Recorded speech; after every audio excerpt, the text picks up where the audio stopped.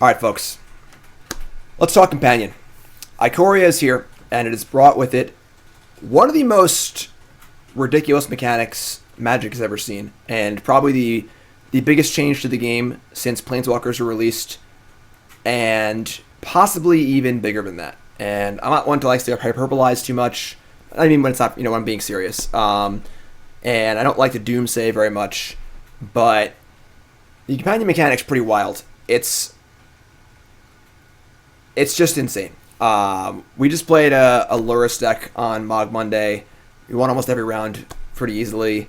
I've played them in limited now. Every draft I've had one, I've just totally worked my draft around it, and I think I have 7 wins basically every time with them. I played the standard Lotus Box tournament yesterday, where I was an idiot and didn't play Companion. Stupid. And, of course, the Lurrus Companion deck won the tournament. The top 8 was like 6 Companion decks out of 8. And this is only the first few days. And so I want to talk a bit about Companion as a mechanic, kind of explain why it's so good. And I also want to explain what I think is a possible fix for it, because I don't think it's sustainable right now. I think that I appreciate WotC trying new things. Totally. I'm all about it. Magic's been around for a long time, and in order for it to keep staying around for a long time, you got to keep trying new things, you got to keep pushing boundaries. I'm all about that. Totally all about that. But the way the Companion was done is a major issue. So, quick rundown real fast. Companion, there are 10 cards in Ikoria that are Companions. You can see them, 2 of them right here, 2 of the best ones. And basically, they each have a deck building restriction where you need to follow a certain deck building guideline, and if you do, you get to have one of the companion cards in your sideboard, and you get to start the game with a card off to the side in exile, sort of like a commander. However, once you cast it, it becomes part of the game, and that's it. If it gets killed, it goes to the graveyard. It gets bounced, it goes to your hand, etc., etc. So what happens is your companion effectively ends up being an 8th card in your hand. So you are already up 1 card in your opponent for free. Not for free, it's like the deck building costs, but you start the game with 8 cards, and if they don't have a companion, they start with 7 cards, which is a huge advantage. That's number 1, and that's really hard to undersell, because I don't think the average Magic player really conceptualizes how good that is. Take the companion, the Gruul Companion, which is a 5-mana 5/5.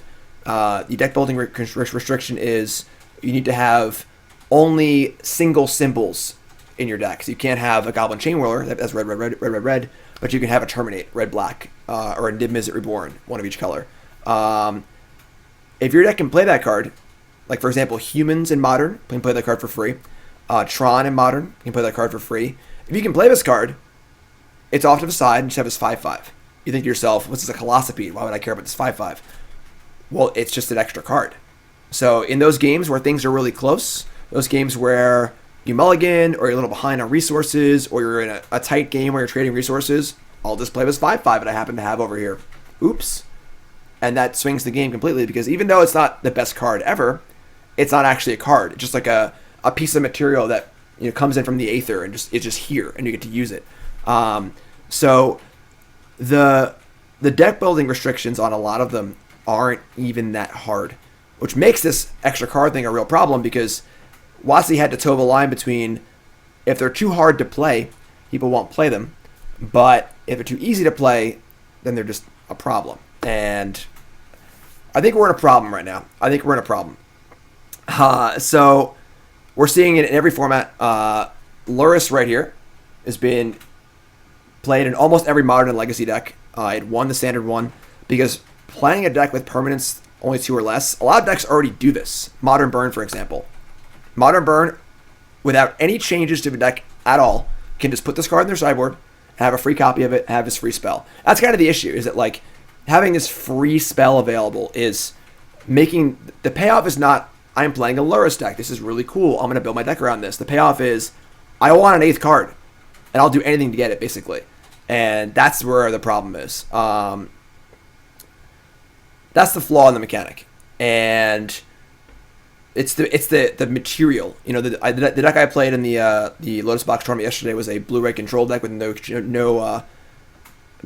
champion or companion, and I just couldn't keep up on cards. Like, I was trying to 1-for-1 everyone to death. All my opponent had 8 cards in their hand, and I only had 7.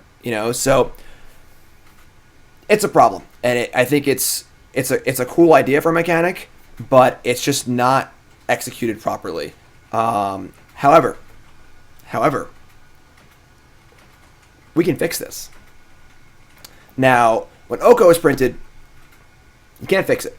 We're not Hearthstone. We can't go in. We can't change the numbers. We can't, if you could. Oko is actually a very well designed card. I think Oko is actually a very cool card. The problem is Oko's not a very well developed card. The numbers on the card are too high. They aren't right. If Oko, instead of being +2, +1, -5 for the loyalty counts, was +1, -1, -5, I think it's a fun, interesting card that would see play, but not like great. The problem is you can't just change that. There are a million Okos that are printed all over the world.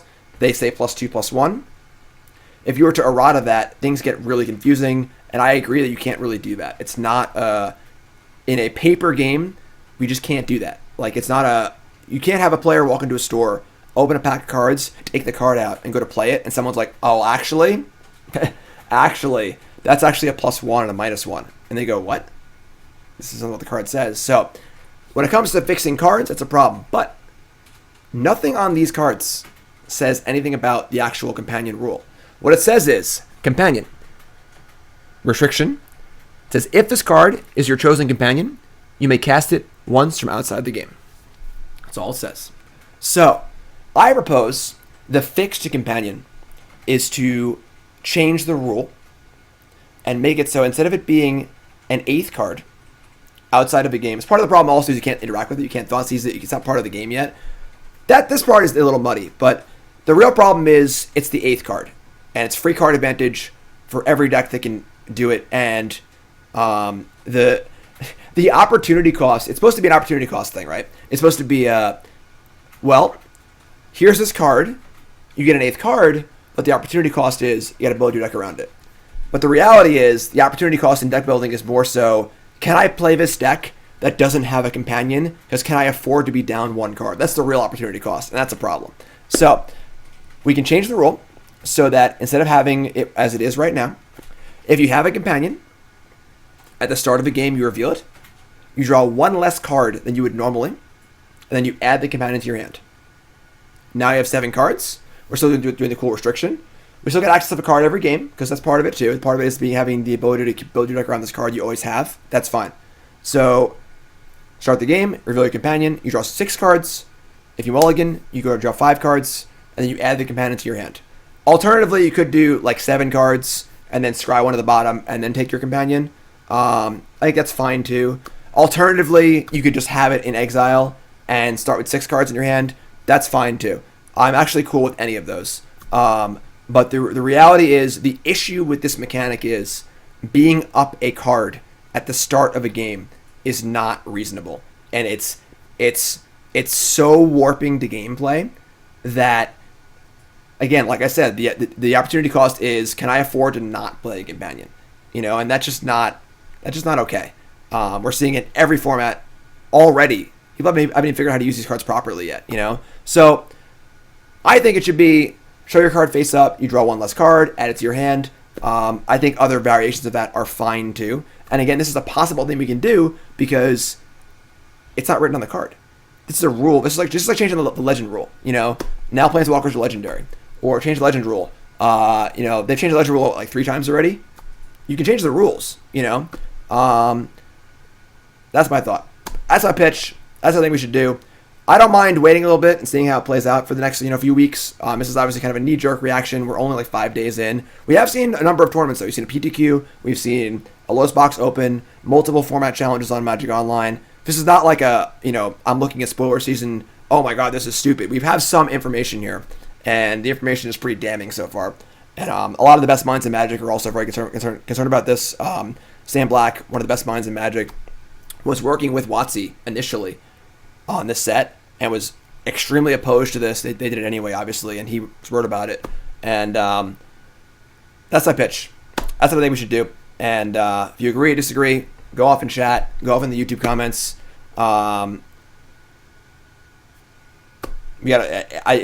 It's a cool mechanic and it's a cool idea.